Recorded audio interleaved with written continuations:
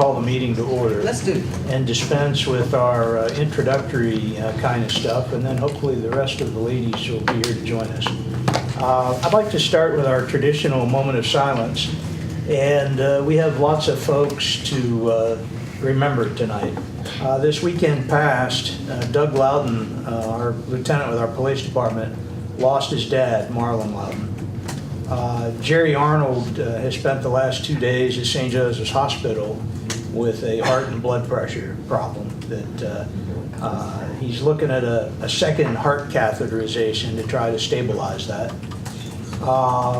April Small, the assistant director of our Stockard Youth Center programs, has also been diagnosed with a heart irregularity, and she's out indefinitely until she gets a handle on that problem. And on the upside, April Tenney, who is one of our utility clerks out front, she's going to the hospital tonight so that she can very early in the morning be induced to bring Parker Tenney into the world.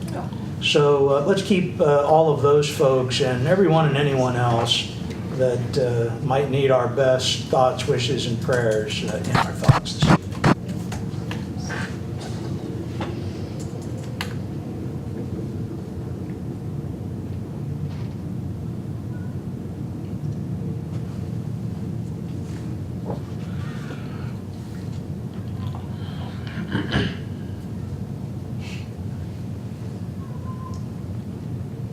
Thank you very much. Coach Maxwell, would you like to lead us in the Pledge of Allegiance? I pledge allegiance to the flag of the United States of America and to the republic for which it stands, one nation, under God, indivisible, with liberty and justice for all. Well, welcome to this evening's meeting, and we appreciate you indulging us by moving the regularly scheduled meeting for Thursday up a couple of days. That's kind of become the tradition the last couple of 3 years to accommodate Strawberry Festival. And we all know about the Junior Royalty Parade that occurs on Thursday evening, and it's just always been a hassle trying to conduct a meeting while the bands were going off outside beside us.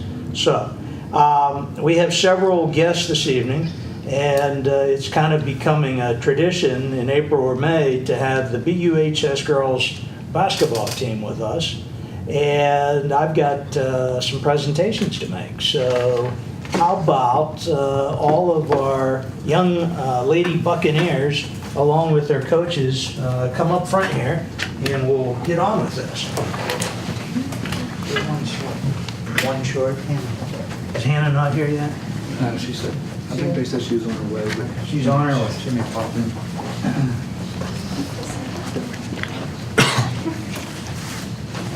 Come on up, ladies. Katie Kuba will take a good picture here in a minute. Sarah Goodrich will. Callie and Sam's will.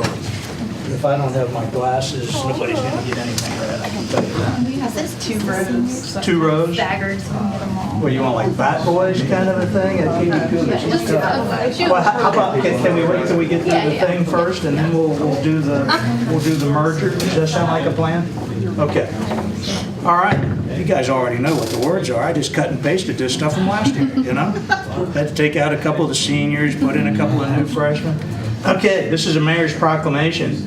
Whereas the 2017-18 Buckhannon Upshur High School girls basketball team recently completed their season, going 26-2, amassing the most victories in school history, winning the Big Ten Conference Championship while advancing to the state AAA tournament for the 4th consecutive year, and finishing as the state runner-up for the 2nd consecutive time. And whereas the Lady Bucks, in the process of realizing their amazing record-breaking season, recorded victories over traditional basketball powers, University High, Fairmont Senior, Morgantown, Bridgeport, Wheeling Park, and, this is just for Council Member Skinner, a 71-12 lopsided win over arch rival Elkins. That's right. I knew you would like that. And whereas our entire Buckhannon Upshur community is very proud of our BUHS Lady Bucks basketball team, coached by Jeremy Maxwell and ably assisted by Brian Webb and Rob Kittle, the state champion runner-up squad members being seniors Hannah McClung, Lauren Bennett, McKinley Godet, and Ashton Maxwell. Juniors, Allie Robinson, Leanne Bennett, and Audrey Godet. Sophomores, Brooklyn Maxwell, Cassidy Wilfong, Rachel Long, and Morgan Parsons. And freshmen, Kennedy Samargo, Leah Moore, Mackenzie Reynolds, Sierra Melton, Elena Nesbitt, Brooklyn Bryant, and Lakeland Leggett. And whereas 4 of this year's squad members were honored as all-state selections, including first-team selectee Hannah McClung, who also was named Big Ten Conference Player of the Year, first-team all-state captain of the AAA state squad, the Mary Ostrowski State Co-Player of the Year, and the Gatorade West Virginia Player of the Year, Lauren Bennett, first-team all-conference and first-team all-state, Allie Robinson, second-team all-conference and honorable mention all-state, and McKinley Godet, honorable mention all-state. And whereas our BU community's basketball future is very bright, as demonstrated by the tremendous success of the BUHS Ladybucks during their 2017-18 season, their squad having amassed 50 victories during the past 2 seasons combined. Now therefore, I, as mayor of the city of Buckhannon, pursuant to the power and authority duly vested in me, do hereby proclaim Tuesday, May 15, 2018, to be Lady Bucks Basketball Day throughout our city of Buckhannon.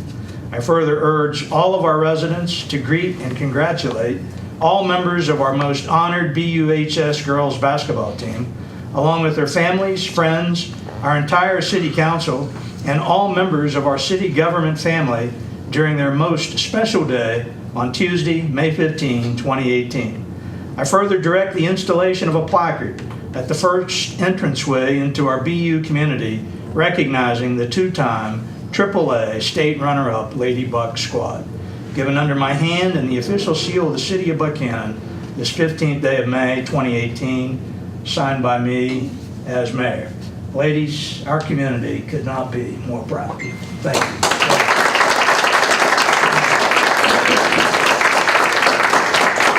I've got one of these proclamations for each of you, and in fact, even for your teammates that couldn't be here this evening.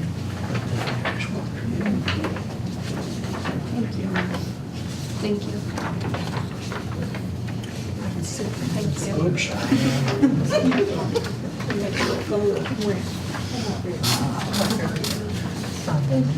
And the coaches get them too, by golly. I get my fingers to work here. There you go. And I'm going to give you the rest of these too. And Hannah is still not here, is she? She hasn't made it yet. Well, I've got something additional for her. I don't know quite how to do this. Should we? Do we think she's coming, or do we? I am not sure. She was with us. I think she'd be here by now. Well, I'm going to read this one, and you can just present it to her for me. This is another mayor's proclamation.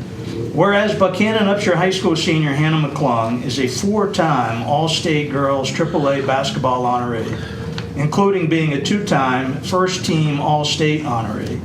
And whereas Hannah McClung is the reigning 2-time Big Ten Conference Player of the Year, leading the Lady Buccaneers to 4 consecutive West Virginia State AAA Tournament Championship appearances, and whereas Hannah McClung is the all-time leading scorer in the history of BUHS girls and boys basketball, who amassed 1,691 points during her storied high school basketball career, who further was named in March as the co-winner of the Mary Ostrowski Award as the most outstanding girls high school basketball player in West Virginia, and further as the singular winner of the Gatorade West Virginia High School Girls Basketball Player of the Year, the Gatorade Award recognizing athletic excellence, academic achievement. Ms. McClung amassed a 4.08 grade point average and exemplary character, among other things, having volunteered with Energy Express. And whereas Hannah McClung, as the Gatorade Award winner, won the honor of selecting a national or local sports organization to receive $1,000, and Ms. McClung chose Buckhannon Stockert Youth and Community Center's Capital Campaign to assist in the realization of our much-needed new auditorium gymnasium at SYCC, where incidentally she started her basketball career at age 8. And whereas our Buckhannon Upshur community appreciates and values the efforts, energy, and dedication of one of our finest residents and wishes to honor and commend her in her continued positive mission supporting the youth of our community while serving as an exceptional role model. And whereas our city now desires to recognize Hannah McClung by bestowing upon her our SYCC Wall of Fame and Tree of Giving honors. Now therefore, I, as mayor of the city of Buckhannon, pursuant to the power and authority duly vested in me, do hereby proclaim Tuesday, May 15, 2018, to be Hannah McClung Day throughout our city of Buckhannon. To further memorialize Hannah McClung's devotion to and affinity for our Buckhannon Upshur community, I further now hereby recognize her as being a Silver Club contributor to the Stockert Youth and Community Center's Capital campaign, purposed at realizing the completion of our new gymnasium, auditorium, and multi-use complex at SYCC, and Hannah McClung shall forever therein be recognized upon both the SYCC Wall of Fame and further upon the Tree of Giving, being established in the entrance of our Stockert Youth and Community Center. I further urge all of our residents to greet our community's most honored citizen, Hannah McClung, along with her family, friends, teammates, and all members of our city government family during her special day. Given under my hand and the official seal of the city of Buckhannon this 15th day of May 2018. Even though she's in absentia, we'll give her a nice. I'll give that to you to give to her. So you guys want to, we can kind of merge in here now for some photo ops. Is that what you'd like to do, ladies? Yeah. Katie and Yeah, I'm gonna have to Sarah have and anyone Callie? who's a little shorter come in front, so we can have two pictures to fit you in mine. Let's put some chairs out there, I'll let have to the get front on row my sit. knees. Wait. The freshmen have stronger knees, right? After 4 years, we'll see where they are, right?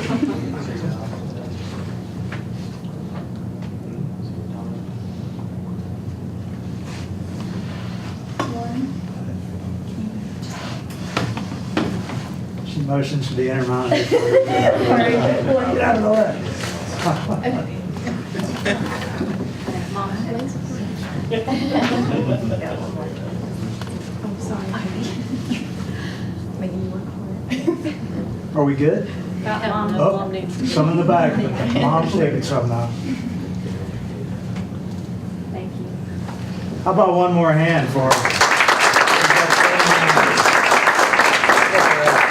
I'm very proud of you. Thank you. We'll have you back next year. Okay, good seeing y'all. Thanks for coming. You're welcome to stay for the meeting, but some refer to that as a fate worse than death. I'm just, thanks so much.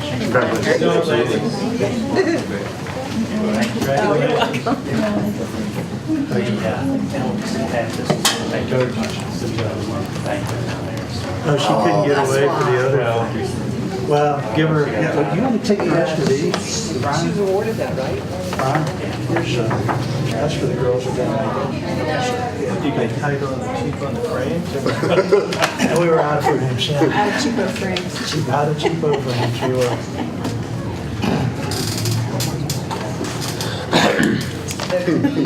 Okay, well, Taylor is here next, and our new business of this downtown Buckhannon stuff. We got to have to start having more meetings a month to recognize all of the new businesses. Yeah.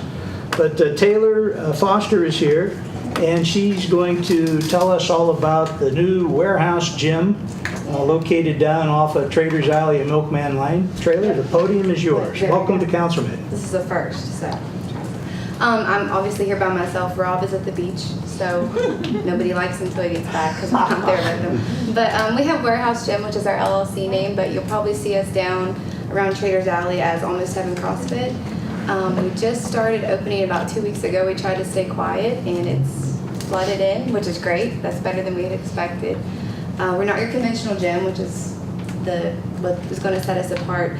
There's no machines. You come in, you got weights, there's some barbells. We think of you as the machine. So you come in, everything is a class setting. There's no open gym. Start together, finish together. So not only are you getting fit, but we're really trying to build a community sense while we do so. Big thank you to the city because you guys have been supportive since day one. We really appreciate that, and we're very excited to be in Traders Alley because They're getting ready to do some work down there, and we're right in the heart of it, and we're looking forward to some new sidewalks to run on. Next weekend, we have a big event called MRF, where we do a workout of the day that's a hero workout. We honor people that are killed in action often. So you'll see us downtown next Saturday. Stop by, say hi. We'll be running around. If somebody looks like they're dying, it's probably us, but they're not really dying. They're just getting a good workout in. But we're really excited, and I think going forward, we're looking to do a lot of community initiatives. The whole idea is to make people healthier people are happy. So that's the goal. Grand opening, do you have a date for that? I know it's in June, you mentioned. Yeah, we're looking at like middle of June, kind of waiting to see that we want to get festival kind of booking, Sure. and then get the area, kind of see what the city gets done construction wise. We got a lot of dust blowing in right now, Yep. some stuff like that, and we've got a few little repairs to do. Yep. We're going to paint the outside of the building, some structures around the windows, so we're excited to do that as well. Great. So we were able to get the facade grant, which was a big help too. So lots of stuff, lighting. We've done a lot of work to the building too.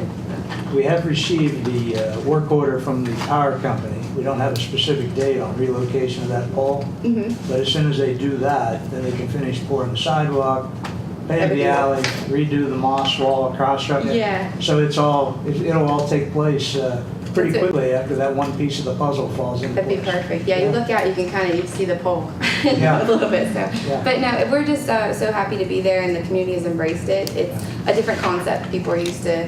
You kind of pay a fee and you rent the gym equipment. You go in and you have a small group setting. I'm there the whole time telling you what to do and how to do it, which is sometimes good and sometimes bad. But it's always good at the end. So we're just really happy to be here. So thank you. We're thrilled to have you in our downtown. Yeah, it's one more positive step in downtown, and we Absolutely. appreciate your investment, and look forward to you being very successful. Thank you. It's already been well worth it. So we're just tickled to see where it goes from here. June 16th will be a good day to open. That would be good, wouldn't it? It would We be. have shared Your birthdays. birthday? Yeah, that's right. We've known each other since we were about this tall. Yeah.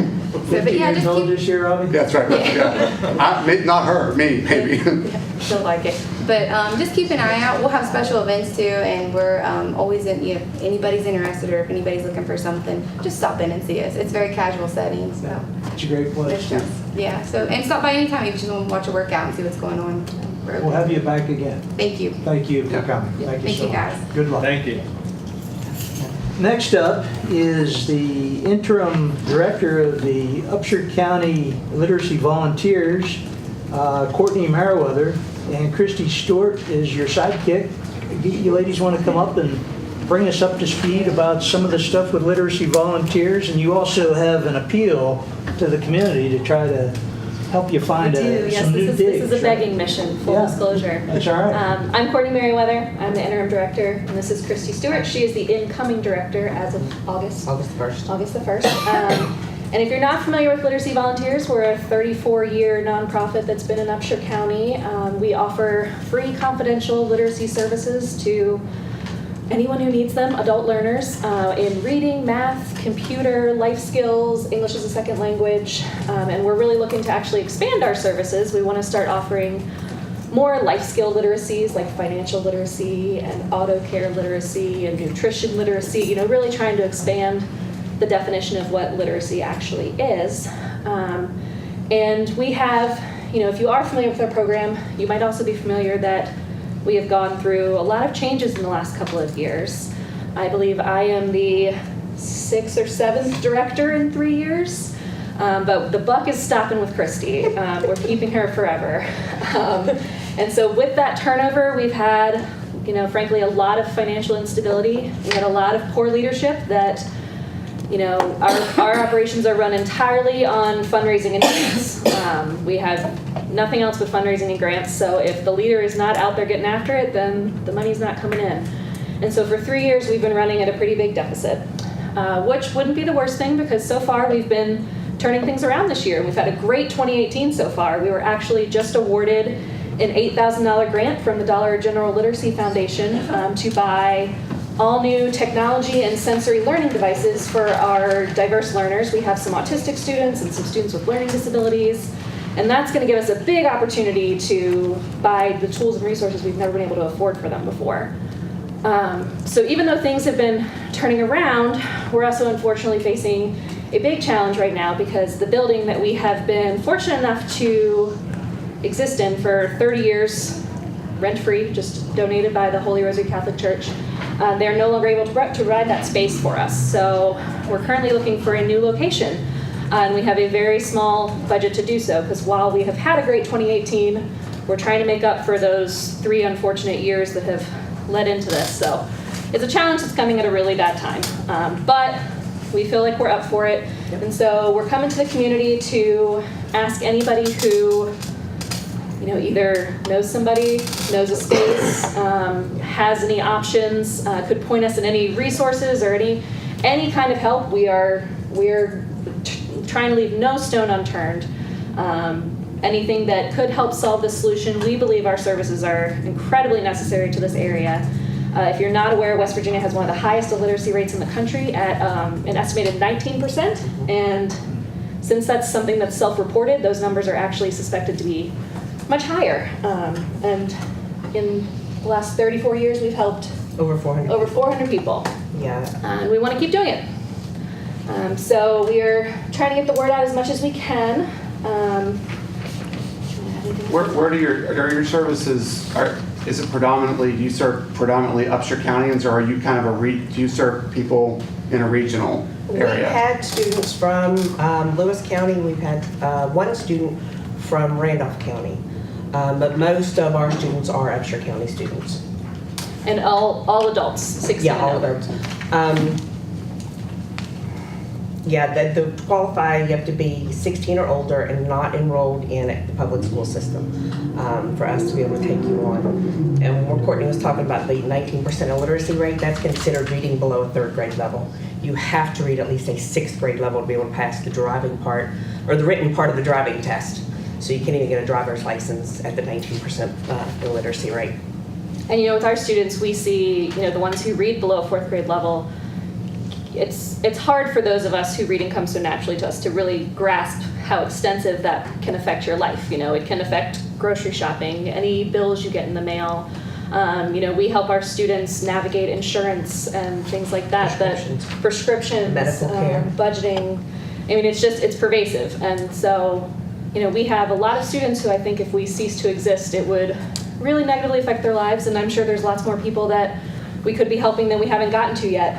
So we are committed to doing everything we can to save this place because we both believe in it so much, but we do need help. So the more people can help us spread the word or point us in the direction of any resources, we would be so, so grateful. We do have some materials we can leave too. Freebies. When did you say that it's over on I don't think I Franklin did Street? say. We're over. We're done there. The end of the summer. We have to be out August 31st. Yeah. Okay. How big of a space are you needing? Not big, honestly. The house that we're in right now is probably well more space than we need. We could really operate with 2 rooms and a bathroom. We do have storage space with First Community Bank, so our actual office space can be pretty small. We're not picky. We need a room for tutoring and a room for our desks, and that's about it. So we have Strawberry Festival themed bookmarks with all of our information on them that students put together for us. Our website and our phone number is on here. And we also have just a facts and figures sheet, just what our current student list and some of the different things, because I don't think everybody's aware of the different programs and the different things that we help and are involved with in the community. And then we also have just our statement that we put out on Facebook to kind of explain what we do and what we need and ways that we could be helped.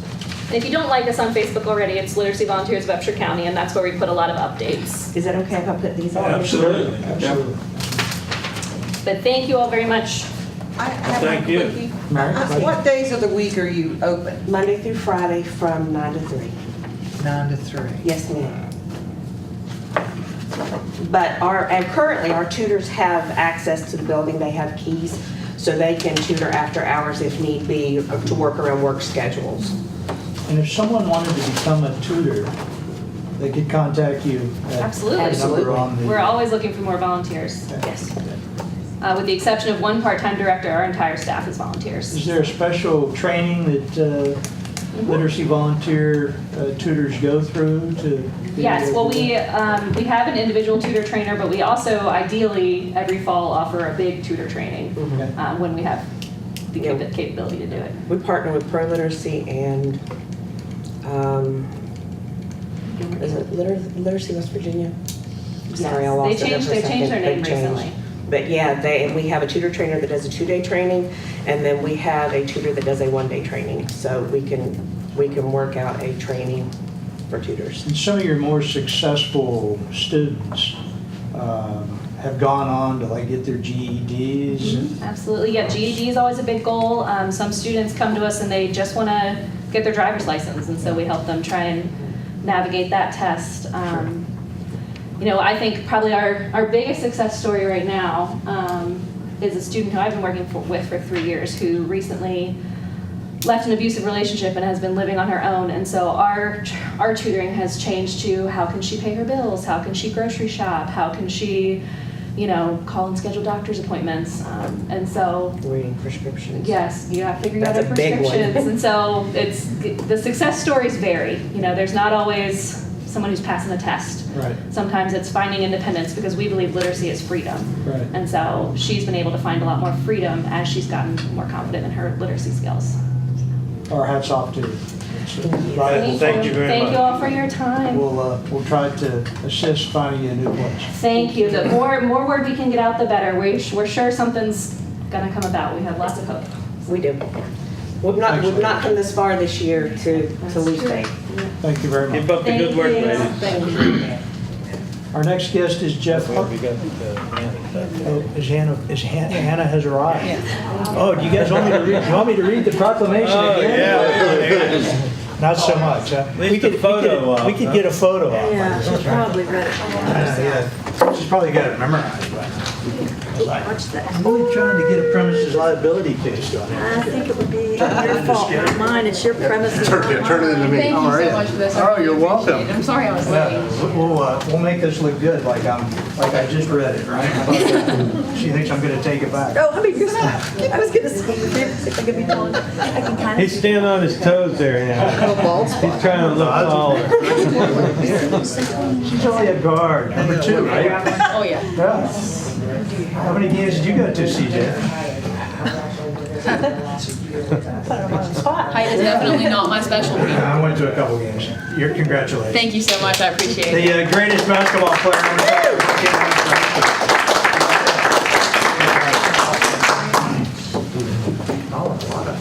Oops.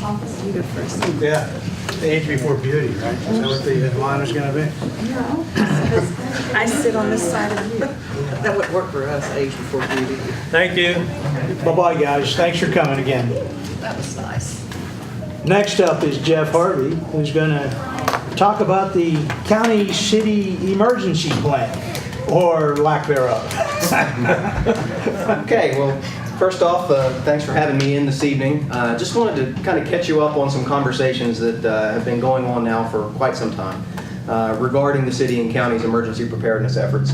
And we're starting to, as a result of some of those conversations and talking about how we can really just serve the constituency in a little more effective way, we're starting to see some success stories with things like the police and fire accreditation processes, some of the regional partnerships that we've got through Upshur OEM with our partners throughout Homeland Security Region 4.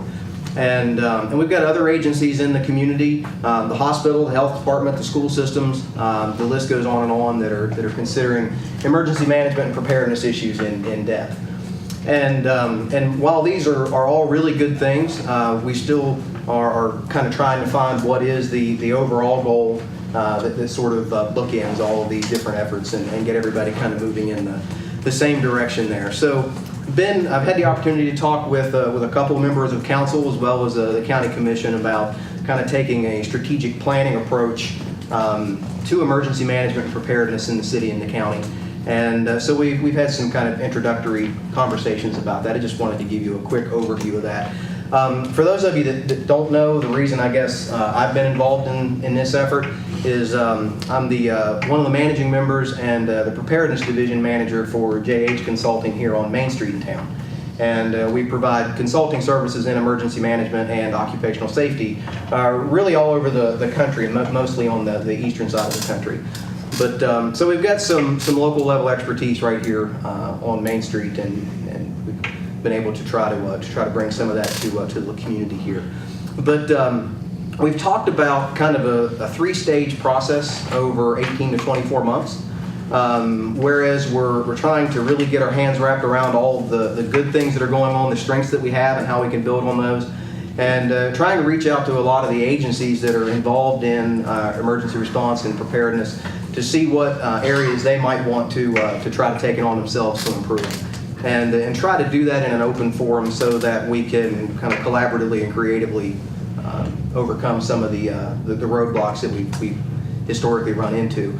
So, as I said, three-stage kind of process. The first stage of that is really exclusively focusing on just getting partners folded into the mix. Spending 6 to 8 months, maybe a little longer if it's necessary, reaching out to the traditional emergency services providers, as well as some of the ancillary partners like I mentioned earlier, the hospital, health department, schools, etc. But also other agencies like our public utilities, like our social services agencies and so on, that really serve a lot of other populations in our community that might be otherwise underrepresented in a more traditional community emergency management planning initiative. So trying to get all those partners in, see what they're struggling with, see where their strengths are, set really a shared vision for moving forward with that. That's phase one. The second phase would be really putting a lot of teeth to that, trying to write up an action plan for that. And then the third phase would be really the training, some of the exercises and things that would be necessary to validate a lot of that process. So still, I guess technically in the planning stages, but this will be an effort where we really need to focus on engagement and trying to get people on board and getting the conversation started. I don't think we can do that too early, so hence the purpose of the visit. But like I said, that's about all I have. Just wanted to give you kind of an update as to where that's at. I know that the city-county plan has been something that we've talked about now for a few years, so it's good to know that it's still moving.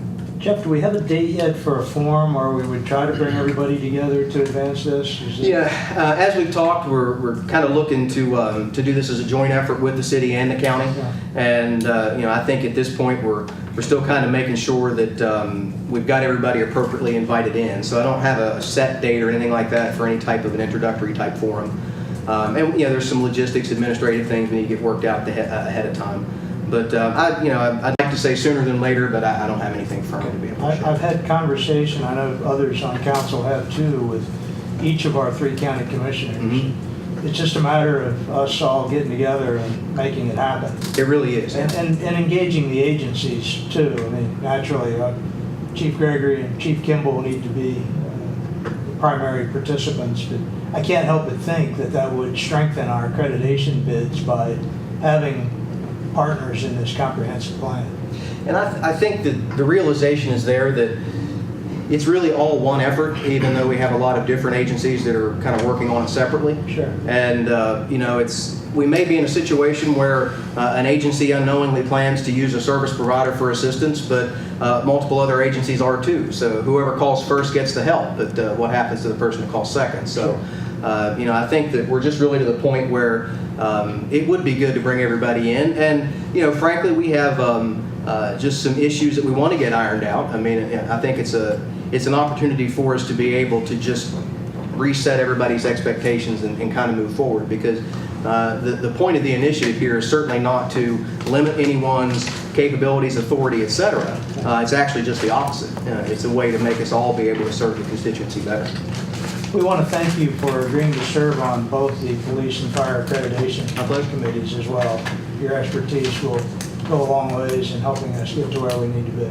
I'm happy to do it. Thanks, Jim. Appreciate it. I think one of the core issues we're trying to approach here is the effective and efficient delivery of emergency services throughout the county. Right. And getting everyone working together in the best interest of the community. So, first kind of phase is what is currently existing, what is happening, and then maybe applying best practices to what we can do about it, and taking into context demographics and all those other things. And it's long overdue that we start this process, and thank you for coming here and kind of kicking this off. Oh, no problem. Anybody have any questions for Jeff? I do. Sure. Is this an operational plan or an emergency plan? It's, I guess the disclaimer here is that this is my opinion. I'm kind of off the cuff here, but I would look at this as being more than just simply writing an emergency operations plan. I look at it as sort of a strategic action plan for how to deliver services. Okay. A lot of these organizations have their own plans and policies, and frankly, I think in a lot of cases they should. You know, there's specific regulatory drivers that are behind that. Some things are just detailed enough, they need to be looked at specifically at an agency level. But This plan would coordinate all of it. absolutely. Okay. And I'm sure we've got a lot of really great stuff happening with the agencies in this community, and I think we'd probably be surprised to learn just what each one of the agencies is actually doing.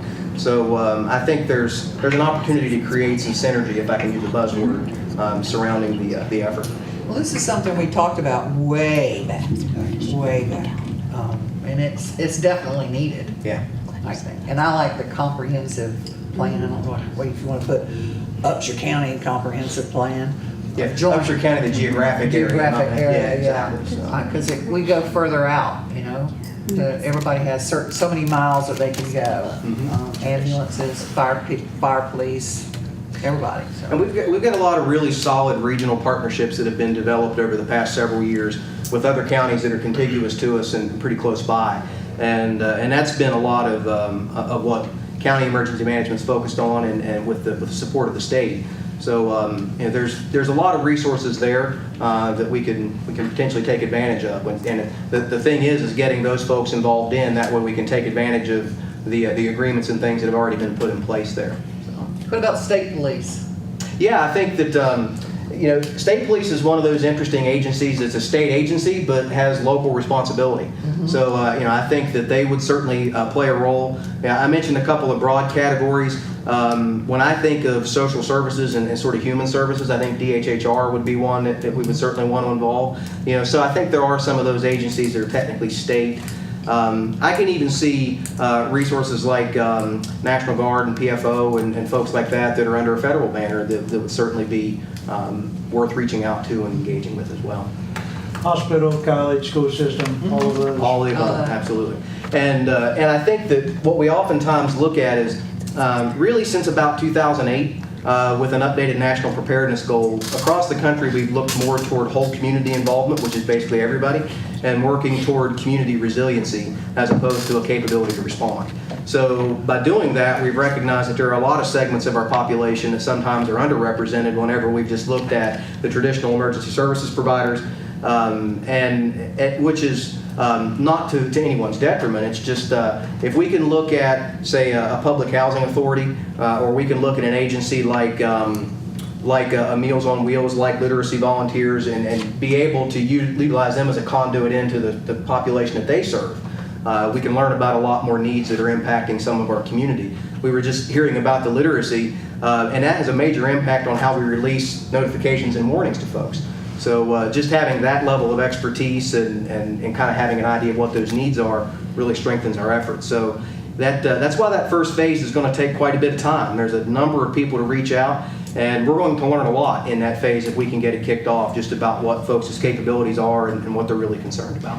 What about CERT teams that have already been established way back? CERT, we have VIPs with the city, right, and just Citizen Corps in general here in Upshur County. Yeah, those are all resources, and kind of reading between the lines of your question there, we have some question as to where what's kind of happened, just because the program's not new anymore, so we don't hear about it as much as we used to. But they're very much alive and well here in Upshur County, and still have a lot of service and resource to offer. So this again would just be a way for us to kind of bring all those folks together and find out where we are and who we've got and what we can do, and build up from there. Any other questions for Jeff? We appreciate you, buddy. My pleasure. Have a great evening. Chat again soon. Thank you. Okay, that moves us down to our, I'm sorry. Make sure I got all the guests that wanted to speak. I think everyone who has asked to speak has spoken, unless we want to call upon Tammy Rigger or Mike Kozad to sing their favorite song or recite their favorite poem. Too late, let's go move on. Board reports, department board reports. First up is our information coordinator and grant writer, Callie Cronin. Callie, how you doing? Hi, great. How are you all? Pretty good. Well, it's great to be here again, and it's a little sad to look over and see Dr. Alloy and think, well, you know, I'm going to miss seeing your face, I'm going to miss seeing that laptop, and it's been a pleasure, you know, getting to work with you a little bit for a brief period, a few months. As far as our information coordinator, I'll start with that. We've had 7 news and announcements that have gone out both on our web and out to the press. Under the press releases, you can see each one of them individually if you'd like. We've got the Bill Hamilton's Ambassador Award proclamation, about Sarah Campbell being selected for our volunteer center role. Just some information about how logistics of the festival and the parking, and also their schedule, and trying to be mindful of when you're setting out parade chairs. Those were 3 separate ones. Making sure that not using anything to tether the chairs that could be dangerous. So we had some logistics go out that way, as well as, of course, the strawberry welcome that the mayor put out. And all of those seemed to be well received, especially the welcome and the photos on Facebook. They're giving Tanner a run for his money a little bit. They've gotten up there in the thousands. I think people, especially maybe who have moved away, are enjoying getting to see the photos of Main Street and the businesses all painted with strawberries and ready for festivals. So the word is out on the festival for sure. We also had the National Hospital and Nurses Week proclamation and had folks here to celebrate that. Quite a few nurses, as well as Sister Francesca and Skip, help me out with the last name pronunciation, thank you, was here from St. Joe's for that proclamation. And as far as I got to meet with Autumn Crow of West Virginia Rivers Coalition, and we talked a little bit about the Riverfest and planning for that. She has some funding available that might be able to assist in that. That's August 25th. So if you'd like to have some involvement in that or volunteer to help with that, we're doing that in conjunction with the Parks and Rec, the county's board, as well as West Virginia Rivers. Let's see. Going down, I guess we'll just move on into our grants. Sarah's been doing great. She started last Monday working with the volunteer center, and she's really gotten right to work and is doing an awesome job. We've looked at a few demos on some volunteer management systems, had a couple of webinars that we've been looking at, and one in particular is looking really good, but we're going to look at a couple others just for comparison's sake. She's already been working on a marketing plan for the volunteer center and some outreach with some of the partner organizations or potential partner organizations. So that is going really well. I think she's been approached with some folks from the community who are already looking for volunteers, and so it seems to be something that the community is going to be able to make use of, I hope. You have further down in your agenda I think it's F7, the litter control grant is ready for your review, and so I've been working on that, and that will, it's a small grant. I don't know if you want me to talk about it now or wait until later, but we can. I would entertain a motion, rather than keep Callie here all the way to the very last strategic item. I'd entertain a motion that we pull F7 out to consider that now. Could I have a motion to that effect? So moved. I have a motion by Mr. Rylands, a second by Mr. Skinner. Is there discussion on that motion? Hearing the need for none, I'll call for the question to pull F7 to the table. All those in favor of the motion signify by saying aye. Aye. Those opposed, like sign. F7 is now on the table. Discussion, possible vote, the REAP fiscal year 2019 litter control grant. Now, Callie, you want to lay it on us? Sure. It's a relatively small grant. It's $5,000. It does require a match, but can be fulfilled with in-kind. So we would be fulfilling that with in-kind labor and equipment if we were to receive the grant award. Using $1,000 for anti-litter education, both in the form of digital format that we can use, on our Facebook web, but also some sort of print brochure that can go out and maybe used in newspapers as well. So $1,000 for that anti-litter education to go out. And then $4,000 to use for, within the Buckhannon 2015 and 2020 plans, there's talk of the Good Neighbor program. And so working with Mayor and Amby and Barry talked about how we might be able to do some mini grants to kind of facilitate that so that there might be volunteers that are used to, volunteer labor who are able to help out people who might, for whatever reason, not be able to do what they need to do to keep their property up. And so if that were the case, either because of income limitations or age, whatever it may be, they could come to the city and apply for one of these grants if they meet that criteria. This would be similar to the city's facade grant program, Somewhat, only but to for assist folks in need who Yes. need to clean up their properties. Mm-hmm. I did put some kind of eligibility criteria in Sure. there, so either by age or ability or income. I think that sounds like a super program, and I would hate to see us confine it to $4,000. Hopefully the general fund can come up with some additional funds to supplement that on down the pike. Okay, we'll see. So you've heard Callie's description of this grant application. I would entertain a motion that we approve the application for the REAP fiscal year 2019 litter control grant. So moved. I have a motion by Mrs. Albaugh. Second. I have a second by Pam Capari. Is there any further discussion on the motion? Hearing of the need for none, I'll call for that question. All those in favor of the motion, please signify by saying aye. Aye. Those opposed, like sign. Motion carries. That was easy. What else? You should ask for some more stuff, Callie. Go ahead, have at it. That's it for this evening. That's all you have, huh? Maybe next time. Yeah. Okay, bye. I have a question about the try this grant proposal. You decided what the team's gonna, what project we're gonna work on? Initially, we talked about possibly a bike share, but thought maybe the infrastructure might not be quite where we want it to be doing the bike share program yet. So thinking instead towards some racks for the Stockert buses, so that bikes could be, transported from school to Stockert or vice versa, and maybe some for special events as well. I'm looking into one. There's one that holds both bikes or a kayak, which I thought was kind of neat that, we've got the Riverfest plan. There might be different special events where that might be useful, or where Stockert might have a particular club that could use that. I know they're looking to do that mountain biking team up at the high school, and there might be kids where, transportation could be an issue, so maybe that could come into play.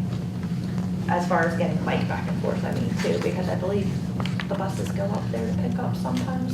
Is that true? No, I didn't go to high school. School buses? The No, the stuff. Oh, Stockert sorry. for people who are in sports. I don't You know. know, I think they do go back and forth at the pool, when they go to the pool or something. I think the little Well, that ones. could be useful there for Camp Buccaneer too, since they Yeah. go out to the pool 3 times a week. So I think that was another thing, because the trails are out there now. So maybe if they did, offer some mountain biking for those kids too. So either the racks or maybe even some bikes for Stockert. I don't know. It's not, certainly not written in stone, so if you had anything in mind. No, but they just don't tell us at the workshop. Yeah. We're allowed to ask for. That's my understanding, Yeah. is that we'll have a little freedom there too. So come with your ideas. Okay. You too, curious. Thanks, Callie. Appreciate all of your good. Oh, one more work on question. this. All the press releases that you list, do you also post them on the city website? Yes, they will be On right the there front, or? on the front, and then, they're by date, so if you don't see one, if you click on that news and announcements, then you can see all of Okay. them. Good. And so if there's an older one, yeah. Thanks. And I do have some dates there listed at the bottom, of course, but I think, I don't know, maybe we're kind of doing that double duty where they're listed elsewhere in the packet as well, so I don't know if I need to go over those or not, but they're mainly just the festival-related dates, Web Grub Day, Service Youth Champion Day, Friendly Way Celebration. Oh, next week, May 22nd, Mike Huff will be here from the DEP doing a Shoot for Environment Matters. That's the DEP's internal show that they put out. And that does go out to all of the public television stations as well as their YouTube channel. and all the library stations. So it does get pretty good coverage, and they wanted to feature Buckhannon as last year's Environmental Cabinet Secretary Award winner and Clean Community winner, because those awards, of course, will be coming out again soon. And so he wanted to do a story on us prior to that. Super. There was a Senate, I don't know if you're aware, Senator Manchin's office, they're working on this hashtag, this is WV, kind of like this is our way of life, this is who we are, this is what we're about. They previewed the Strawberry Festival recently from years past of him being in the parade and kind of what happens in Buckhannon, and I understand that is complete. So maybe we can try to get Deborah Hupp to give us the link. We can put it out there and share it, because from what I understand, it's pretty neat. I haven't seen it, but I was somehow copied on an email with her, but there's no link or anything yet. I went searching, and but maybe we can try to get that from her and put that somewhere that we can Load that up on the city site. Yeah. Definitely. And the chamber site. Yeah. CVB site, and the Development Authority site. Yeah. Super. I've made a note to contact Deborah, so thank you. I'll do that. Good luck. Thanks, Cal. Thanks. All right. She's busy with Strawberry Festival. She's busy, yeah. She's not doing anything right now. All right, thank you. See ya. We, again, she too, have Jerry in our best thoughts and wishes this evening as he's resting. But no rest for Amby. You're up next, Amby. I really don't have anything to report this evening. I put your balances in there for the enterprise funds for money markets and checking, just so you're aware of what their finances are. Water board's $308,996. Sanitary, $348,173. Waste, $678,821. And consolidated, $90,359. It's just information for you that has nothing to do with general fund. I want to reiterate that, but it does have to do with your utilities. We just completed the sanitary board approval for their budget for 2018-19, around $2 million for the year of 18-19. Nothing really to report that isn't already on the agenda that I was involved in one way or another. That's not going to be already reported on or has been reported on. And I want to personally thank Susan Alloy for filling in. The brownies? The brownies especially, but for filling in as reporter, and I think Colin will have some big shoes to fill in your position, so I really do appreciate your help. Everyone in the office does. Yes. Thanks, Amby. Any questions for Amby? All right, moving right along, we're ready for Chief Gregory. Matt? how are you Pressure's guys? on, Matt. Wow.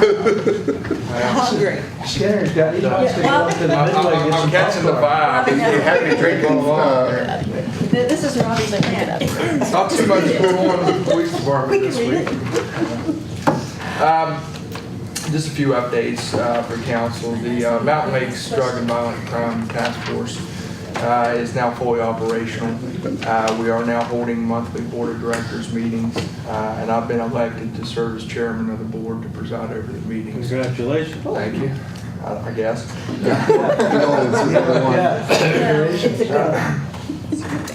We continue to move forward with the recruitment process.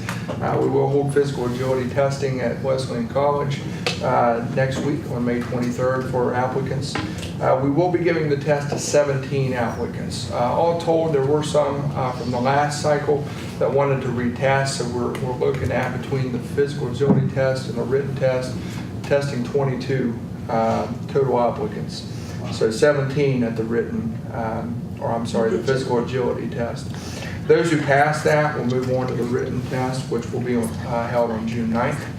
And hopefully we can come up with a interview date sometime in the middle of June. Because right now we're looking at the next available academy date being August 27th, with the paperwork deadline being July 13th. And as you recall, once we make the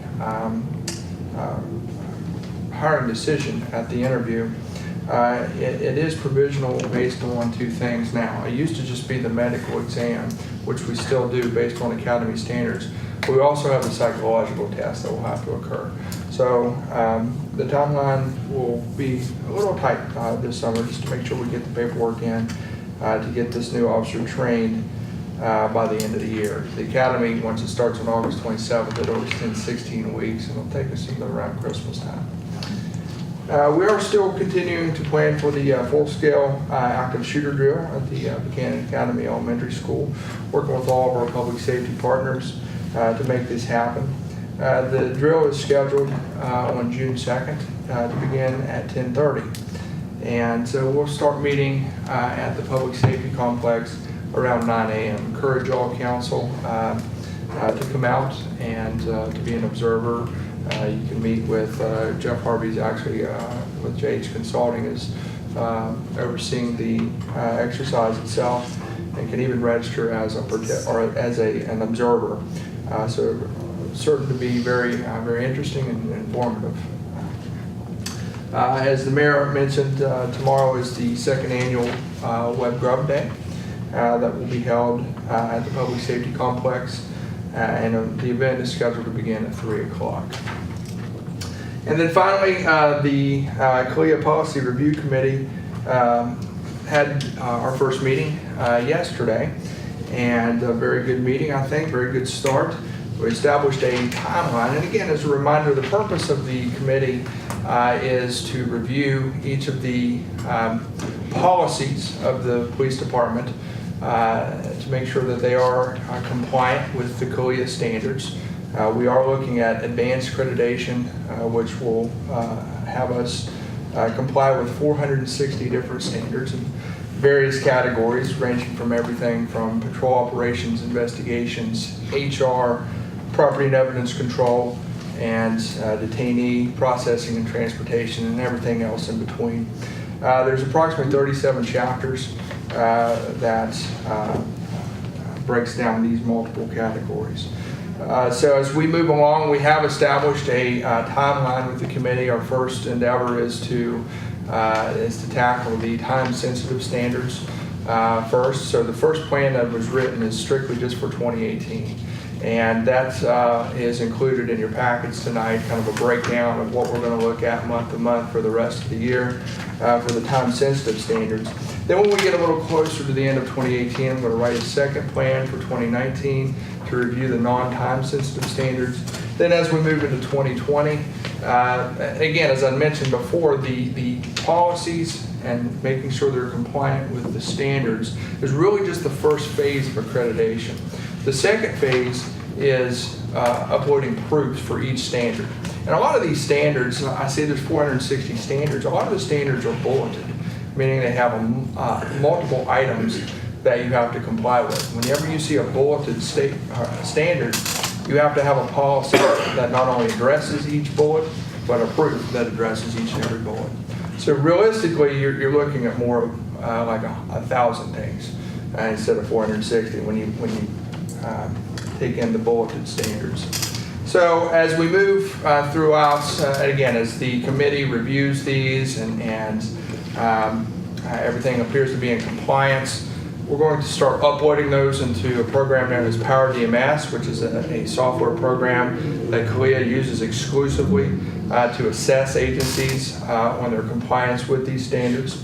And as we upload the policies, we're also there's going to be a little overlap as we move along. We'll develop the policies for the next phase of review for the committee, but we'll also be uploading proofs of the standards. So that's what a lot of the plan as we move into 2019 and especially 2020 will reflect. And of course, as we move throughout the second half of 2020, we're going to start looking at mock assessments once we get the whole package together and we feel that it's getting closer and closer to a total compliance. And a mock assessment is very similar to the actual assessment, with the only difference being that it's not actually done by CALEA itself. It's done by our support networks, whether it be partner agencies that we have in-state or perhaps out-of-state if we have to do that. And they come and review what we have submitted and give suggestions, give opinions based on their expertise or whether they feel we're ready for full assessment. And whatever changes need to be made based on this mock assessment, we can make at that time. because when we enrolled on April 13th, 2018, the clock started ticking for accreditation. We have 3 years to make sure the entire process is met. And so sometime before April 13th, 2021, we will actually have our full assessment. And that's typically, by this timeline, would be sometime in the early spring of 2021. And this is where CLIA will send a couple of assessors. And because we are going for advanced accreditation, it will take upwards of 4 days to occur. And there will be a lot of things that will happen at that time, everything from agency tours, review of our facilities through a tour itself, ride-alongs with officers. There will be public hearings and call-in sessions that will be held as well. So that's just something that we're working toward as we move toward April 13th, 2021. If the assessors feel that we have in fact met each and every standard, we are in compliance not only through our directives or our policies, but we're also proving it, then the accreditation award will be given at the next conference. CLIA generally has 3 conferences during the year, one in the spring, one in the summer, one in the fall.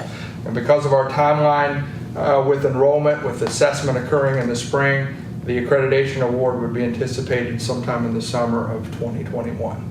So that's a lot of work to be done, a lot of good work though. The self-assessment, as I mentioned to the committee yesterday, the self-assessment, even though it takes 3 years and it is a lengthy process, it's a valuable process because it gives you a lot of insight as to what you're doing, what works, what doesn't work, and really gives you an overall view as to where you should be as an agency. So we're definitely going to take that value and grow from it as we continue through this process. Quick question. So when you're reviewing these standards to see if you're compliant, say you discover you're not compliant in a certain area, can you make changes to become compliant and then develop the... Yeah, and therein lies the value of self-assessment. Absolutely. Right, but yeah. so you have time, like you don't have to have shown 3 years worth of Oh, no, evidence. no. And now you will when you re-accredit. When you become accredited, of course you have 3 years to figure out again what's working, what's not working, what we need to fix, what we already have in place. So you just put it into place. Yeah, absolutely. And as long as we have that in place by the time we're assessed in the spring of 2021, the commission will look favorably upon that and award accreditation. Now, what happens once you're awarded accreditation? The clock starts ticking immediately at that point. In fact, it's actually before the accreditation award. It's actually from the time the assessment ends. Yeah. From the time the assessment ends, the clock is now ticking for re-accreditation. And when you're awarded accreditation, it's on a 4-year cycle. So we would be reassessed for this in 2025. However, each year in between, from the end of the first assessment in 2021, as we progress toward 2025, is looking to see if we're fully compliant. Because even though we only have one site assessment during that 4-year cycle in the spring of 2025, we're web assessed each year on at least a fraction. It may not be the totality of the standards, but at least a fraction of them to account for a totality by the end of the 4-year cycle. So that's how they'll follow up if you just put something in place and haven't had time to implement it. Yeah, absolutely. Cool. That's great. That word award, it's a little deceptive because one might think that, oh, it's like a trophy that we got, and like all the other trophies, you put them on a shelf and occasionally you might blow the dust off of them. Right. That's not what we're talking about. Absolutely not. This is a change in departmental philosophy. Absolutely. Where you implement these new standards and you are incorporating them in what you do every shift, every day, every week. It becomes part of what you do. Yeah, as I said before, accreditation is not about the destination, it's about the journey. Yeah. And the journey never ends. You should constantly seek professional development. You should constantly live as a professional, as an agency across the board each and every day. And that's what accreditation truly is about. I can't speak for all the members of the committee, but it's very apparent, Matt, from our 2-hour first session that you've got an excellent grasp on where we need to go. You know what your roadmap is, and our hats off to you, hitting the ground running. Hey Matt, I noticed in March we had 2 felonies, and in April we have 24. It seems like, is there anything particular that attributed to that, or? Yeah, April was a busy month in the area of felonies. Actually, 24 is, if you look across the spectrum, 24 felonies in a single month is rather high, yes. Yeah. There were a number of drug arrests that occurred in April that accounted for that number. There were a number of other arrests that, even though they weren't specifically drug arrests, stemmed from that type of activity. So unfortunately, a sign of some of the problems that we deal with in the community, and that's just reflected in April's activity, particularly with the felony arrests. Thanks, Matt. Other questions for Chief Carrier? First and foremost, tell all the guys to be safe. That's mission number one. Yeah, thank you. Thank you. Thank you. Yeah, thank you. City Attorney Tom O'Neill, legal eagle extraordinaire. Thank you. I'll be brief now because I'll be back up. It will be long-winded later. Well, I hope You're the not last one. long-winded. Actually, all of my report is in items under strategic issues and discussion or vote, so I would probably defer any comments to that. Boy, we got married and you just, okay, goodbye. See you bye. Come on back later. Everybody's a stand-up comedian. I don't know what I have nurtured here, I tell you. You started it. You did. Correspondence and information you have in your packet. The annual conference of the West Virginia Municipal League is August 7 through 10, 2018. That's again in Morgantown. Remember, we're hosting the quarterly meeting in October right here in Buckhannon.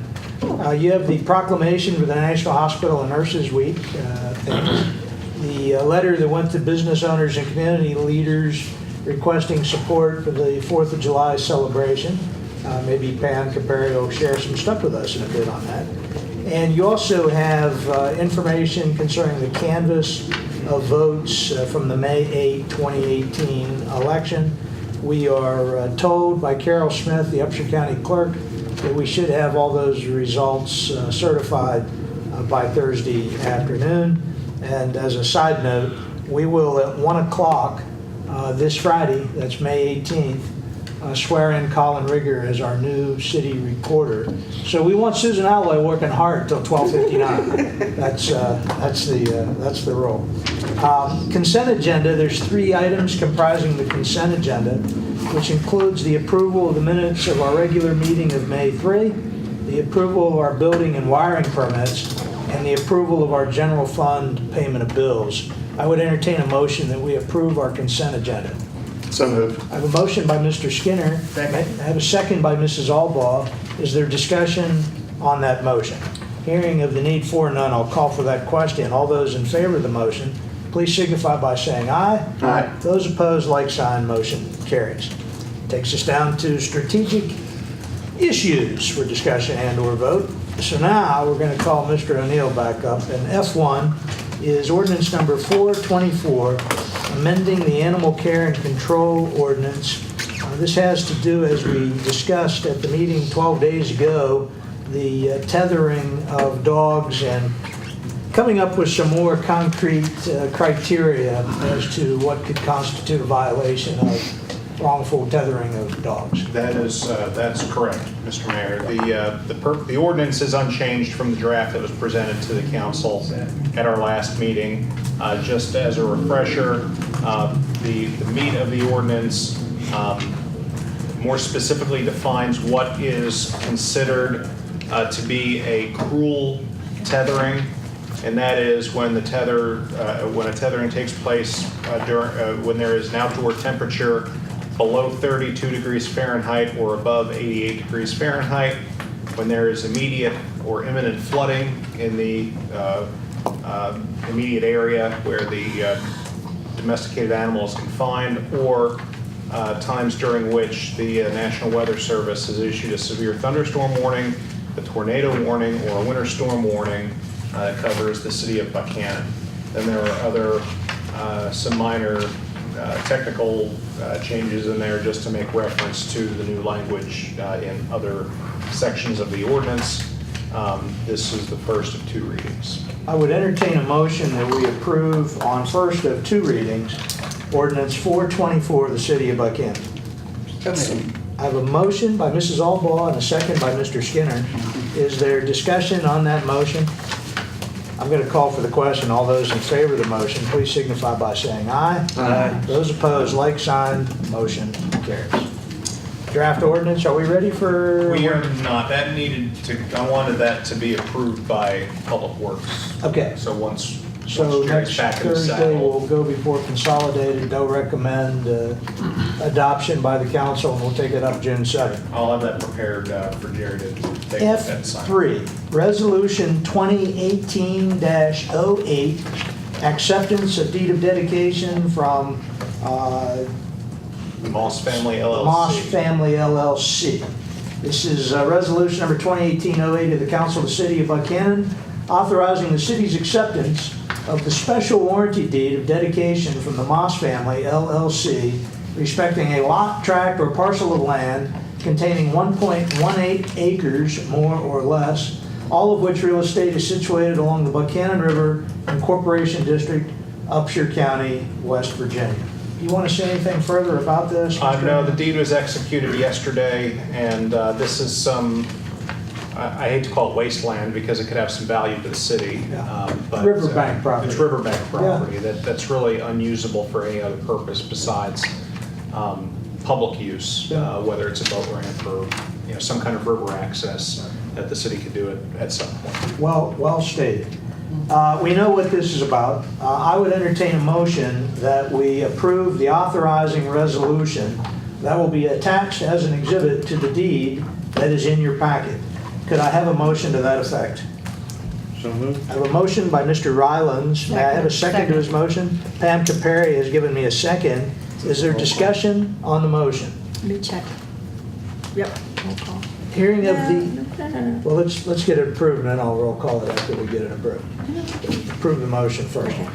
All those in favor of the motion, please signify by saying aye. Aye. Those opposed, like sign, and now we'll do the roll call vote on the resolution. Susan Alloway, Yes.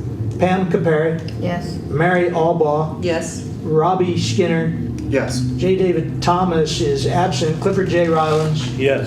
and the mayor votes yes. Please sign this before you leave. But that concludes everything relative to F3. It takes us down to F4, which I am not prepared to do yet. I had asked all of you to weigh in with your nominations. I would kind of like to go about this as sort of a organizational kind of a thing, that to be somebody from the chamber, someone from the Development Authority, someone from Wesleyan College, someone from the school system, and then a couple of council members, and you have a 6-7 kind of member committee. We got all the way to into 2020 to accomplish this, but the sooner we do it, the better. So if it's okay with council, let's put this back on the agenda for June 7th. I have not asked anyone specifically, other than some members of council, to serve on that thing. That takes us down to F5, which is the request for a proposal and zoning change at 52, 54, and 56 South Kanawha Street. We're talking down in the neck of the woods where Kreitz Electric is located. Yeah, across from the Episcopal Church. Across from the Episcopal Church, and it also includes the Coldwell banker property. That's right. And a residence in the middle, all of which lots would be changed from R2 to General Residential District C1. In order for us to refer this to the Planning Commission, council has to approve that referral. Planning Commission could say, no, we don't want to do that after they have their public hearing, or yes, we do want to do that. And then no matter what they do, it comes back to the council for additional final approval. So this motion would be to refer the matter to our Municipal Planning Commission. Just curious, where is it coming from? Has there been a specific request made for this to take place? Yes. Okay. All three of the property owners have petitioned Okay. the city to do this. Okay. Any other questions? I'd entertain a motion that we approve this referral of 52, 54, 56 South Kanawha Street to our planning commission. So moved. I have a motion by Mrs. Albaugh. Might I have a second to her motion? Second. I have a second by Mr. Skinner. Is there any further discussion on the motion? Hearing of the need for none, I'll call for that question. All those in favor of the motion, please signify by saying aye. Aye. Those opposed, like sign. Motion carries.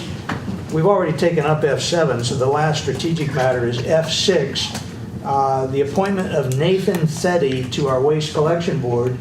Colin Rigger, our citizen appointee to the Waste Collection Board, as of Friday at 1 o'clock, not 12:59, as of 1 o'clock, will be our new city recorder, and that creates a void in our Waste Collection Board. We want to hit the ground running in June. June 7th would be the first Waste Collection Board meeting. I would like to nominate, and he has agreed to serve, Mr. Nathan Fetty of Meade Street to our Waste Collection Board. I would entertain a motion that we approve that nomination. Second. I have a motion by Mr. Rylands and a second by Pam Capari. Is there discussion on that motion? Hearing of the need for none, I'll call for that question. All those in favor of the motion, please signify by saying aye. Aye. Those opposed, like sign. Motion carries. And I'm going to indulge me. We'll do comments and announcements in just a moment. But I'd like to do my closing statement first and then defer to you all. As Dr. Susan Alloy concludes her nearly 20 months of service as our city recorder this Friday afternoon, when we'll swear in Colin Rigger as our new city recorder, I'd like to reflect a bit about her and her service to our city. In September of 2016, I sought Susan out to serve as our recorder. She was already a very busy person. But we all know that old saying about if you want a job done well, seek out an already busy person to do it. I may have fibbed a bit to her about the quantity of work required. It's easy to deduce that there are but 6 meetings a month to worry about at City Hall. That is, 2 council meetings and the 4 utility boards that meet but monthly. Soon after starting, she came to learn about the Planning Commission, the Zoning Board of Appeals, the Stockert Youth and Community Center Board, the Police Civil Service Commission, the Fire Civil Service Commission, the Housing Enforcement Board, the Historic Landmarks Commission, and then there are the quote-unquote special meetings of council and the various utility boards, and the many committee meetings, including the Assessment Committee and the Sustainability Committee, both of which she chaired. I suppose the first question that might be posed was, why seek out Susan Alloy for the job? In September of 2016, I was going on 34 years with our city, but only 4 months then as mayor, but more than 32 years as city attorney. I knew very well how important the position was. I had served with Binky Poundstone, Nancy Shobe, and Rich Clemens for decades, all excellent folks who served as our city recorder collectively for more than half a century. We needed a person whose ethical perspective was beyond reproach, whose work ethic was excellent, whose time management skills were off the charts fantastic, whose honesty and integrity were impeccable, who was a skilled writer and a nifty public speaker, who was well organized and a natural leader. This person, pursuant to our municipal charter, would in fact be a heartbeat away from serving as mayor. The city recorder had in fact been called upon to act as Buckhannon's mayor on 2 occasions during the previous 16 years alone. I've known Susan Alloy for nearly 38 years. Her husband Mike and I started law school together way back in August of 1980. Susan and Mike went to Wesleyan together, where they met way back in 1976, and then headed north together to Morgantown after graduating here. When she and Mike and their 4 kids, Joey, Alexander, Hannah, and Iris, moved back to Buckhannon in 1998, we became colleagues at the college. What a terrific matriarch she has been for her family. Going back to that checklist above, all of the items were quickly checked after my light bulb came on to consider her appointment as city recorder. Simply stated, Susan is the constant voice of reason. She always takes the ethical and moral high ground. She's inclusive, transparent, and demands that organizations she associates herself with behave competently, but are able to prove their competence through being properly and fully evaluated and assessed. She's highly analytical, but also very highly compassionate, always looking out for the little guy or gal, and in fact, she is consistently persistent about inclusivity, making sure that women, minorities, those who've historically been marginalized and often excluded from having a voice, a place at the table, are adequately represented when it comes to making any decision. She's kind to animals. She already was a great ambassador for our community. Asking Susan Alloy to serve as our city recorder was a total no-brainer. Her efficiency in taking our minutes is unparalleled in our city's history. I can't tell you how many times I've left a meeting, walked the 5 minutes home, only to find in my email inbox the draft minutes from that meeting that had just concluded. It was always a great moment for me when I could point out the smallest error in her minutes. Twice. An experience which only rarely occurred. She always kept me on the agenda, sometimes by reaching over and pointing out where I had slipped up, or also sometimes with a bit of that left elbow, which can be painfully sharp. Our old place, this organization, our city of Buckhannon, is better for her having been a part of it. Dr. Susan Alloy is responsible for this place, our city, being kinder, more competent, inclusive, transparent, and efficient. Susan, we owe you a debt of gratitude. Thank you for being here. You will be missed. Thank you.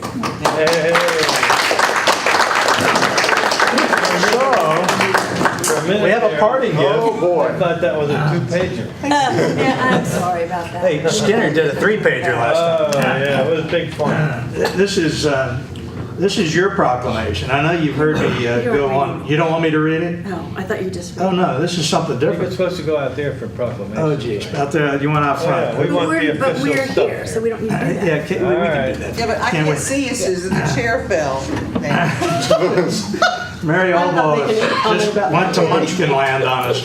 Whereas Dr. Susan Alloy has served as Buckhannon City Recorder since October 6, 2016, during which 20 months Dr. Alloy has contributed her experience, education, and training in the areas of assessment and leadership, as well as her affinity for environmental sustainability to her office, improving our community's awareness and adoption of practices in all of those areas.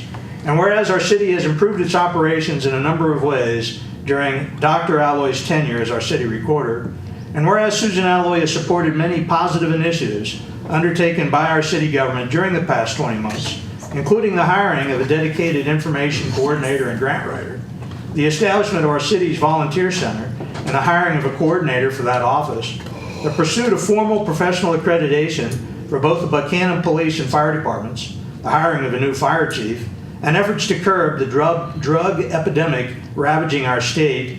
And whereas our Buckhannon Upshur community appreciates and values the efforts, energy, and dedication of one of our finest public servants, and wishes to honor and commend Susan Alloy and her continued positive mission, supporting our entire BU community and for her service. And whereas our city now desires to recognize our city recorder, Dr. Susan Alloy, by bestowing upon her our city's highest honor with the Ambassador's Award. Now therefore, I, as Mayor of the City of Buckhannon, pursuant to the power and authority duly vested in me, do hereby proclaim Wednesday, so you get the full day tomorrow. Yeah, I'm gonna be in Charleston. Wednesday, May 16, 2018, to be Susan Alloy Day throughout our city of Buckhannon. To further memorialize, yes, it's in my office, chocolate, yes, that's a side joke. To further memorialize Susan Alloy's devotion to and affinity for our Buckhannon Upshur community, I further now hereby bestow upon her the Buckhannon Ambassador Award, becoming one of the few recipients and honorees of this most prestigious award. Appropriately, I direct the installation of a permanent placard upon the Ambassador's Bench on East Main Street in front of our city's Steiger Youth Center to permanently honor Dr. Susan Alloy, bearing the inscription, the Ambassador's Bench, honoring those who selflessly dedicated their lives to the service, promotion, and advancement of Buckhannon. I further urge all of our residents to greet our community's most honored citizen, our city recorder, Dr. Susan Alloy, along with her family, friends, and all members of our city government family during her most special day, given under my hand and the official seal of the city of Buckhannon, signed by me as mayor. Congratulations. Get the seal in there. I expect to see that on the wall at the college office. Yeah.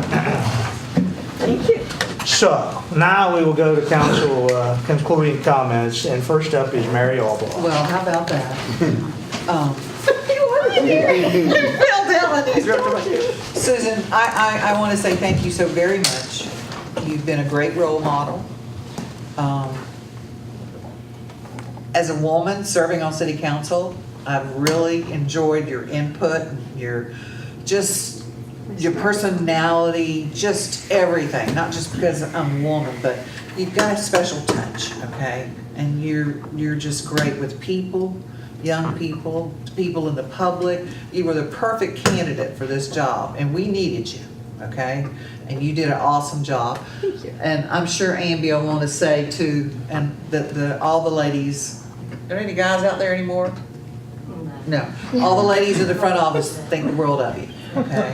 And everybody that I know thinks the world of you. So when are we going to get an invitation to come over for dinner now unless you're not having this? And I'll take brownies any day. Did you get one? No. Anything else, Mary? No. Pam Caperi? Well, Susan, I can't top anything they've had to say, but I appreciate the knowledge you brought to the city and serving the people and everything, but also I'm going to miss pretty lady sitting there and seeing what pretty clothes she wears. Thank you. And thank you. Also, I'm working on the 4th of July things. I've taken letters to businesses, and I'm hoping businesses and or citizens will come forth. I don't care if it's $10, $20, whatever. We need it to be able to have fireworks this year. I'm hoping to get some bigger corporate sponsors, that type of thing. But I need volunteers, and I'll be having a meeting every Monday evening at 5:30 here from now until the event. It's sneaking up quickly, too. Yeah. It's already middle of May. Yeah. Anything else, Pam? Nope, no thank you. CJ Rylands. I'd like you to think about what Jeff Harvey had talked about here, a three-phase comprehensive study of the delivery of emergency services in Upshur County. I would advocate that we start, enter into phase one, try to get the county to get on board with us and partner up. There are some fiscal requirements to get this started. I believe the number tossed around was about $10,000 for phase one, but I've never finished anything I didn't start. This topic has been around for a decade, and I think we're proving as a community that by working together and following the community's best interests, not our own self-interest, that we can accomplish great things. So I'd also like to thank Susan for letting the mayor coerce her into, yeah, I guess I'll throw myself on there too. But we all did, yeah. Appreciate your efforts, and they were appreciated. Thank you. Mr. Skinner. Well, like Pam, I can't top the mayor. I don't have a fancy frame, but We could get you some. I know where they are. Our family has known the Alloy family since they moved to, well, my parents have known them for longer than me, but when they moved to Buckhannon, when Hannah and I were in elementary school, and then my brother and Iris were in elementary school, and we've had a long relationship tied through Wesleyan, tied through the community. Our big reason we have a school levy in Upshur County is because of Mike and Susan Alloy in helping us organize that effort to make sure that our yes votes come through each time we need to renew that. And I remember sitting in their living room many nights working on that project over the years. But I remember when we interviewed you, and I remember thinking to myself, you were absolutely the perfect person for this position, and you were. So I will miss sitting next to you. I will still be the rose here, though. So no matter what, there'll be a thorn, So, but yes, thank you for helping us, and thank you for your dedication to Buckhannon. It's greatly appreciated. I hope everyone enjoys the Strawberry Festival. It is here, 77 years strong. It is this community's capstone event, and I hope that we show our guests a good time here. I also just want to touch base very quickly. I want to thank the community for the support I've received of a lot of phone calls and emails and text messages and Facebook messages for the letter that I worked on and put in the Record Delta and the Intermountain. And I want to thank both of those papers for printing that I read last council meeting.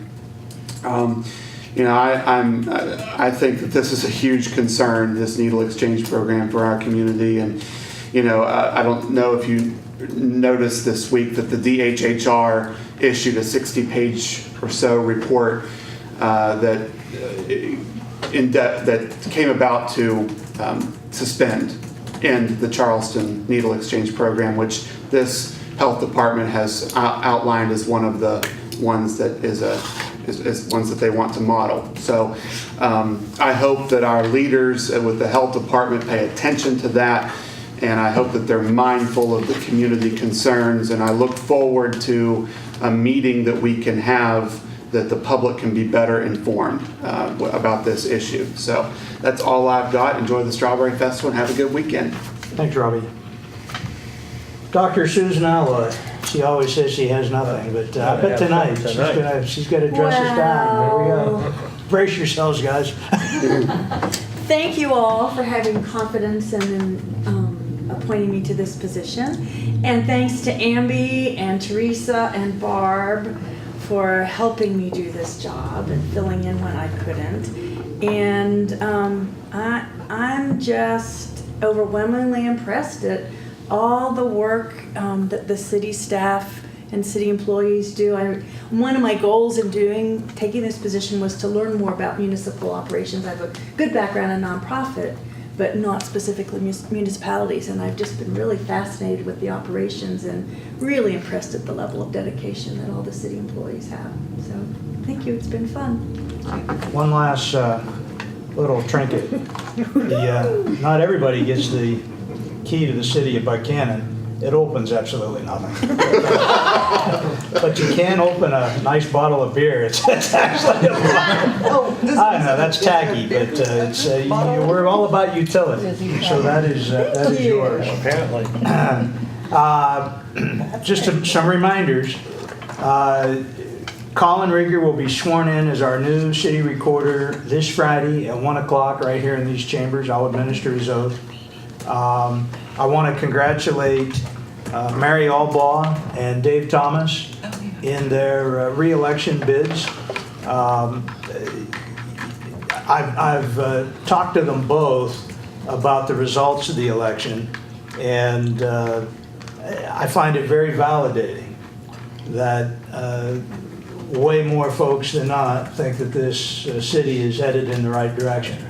And that's not to take away anything from your individual accolades in finishing first and second in the contest, but it's reassuring to know that the public came out and supported the direction that you're taking us. Mr. Skinner's already said, happy Strawberry Festival. Get out there and get your corn dogs. Tomorrow at 3 o'clock, as Matt Gregory mentioned, please come down for the Web Grub, second annual Web Grub Day. The Service to Youth Champion Award is actually going to take place on the sly Friday morning. It's not going to be Thursday. I can't tell you any more than that right now because it's a surprise.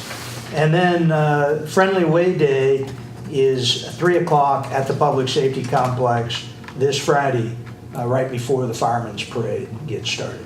So, ladies and gentlemen, that's all I have. Does anybody else have anything for the good of the order? Mary Albaugh? One good thing, Memorial Day's coming up. Yes, it is. Memorial Day's coming up, and the cemetery that the city takes care of, very good care of, there will be a special Memorial Day service there by the Upshur County Honor Guard, and I would hope that those of you that could come out to that.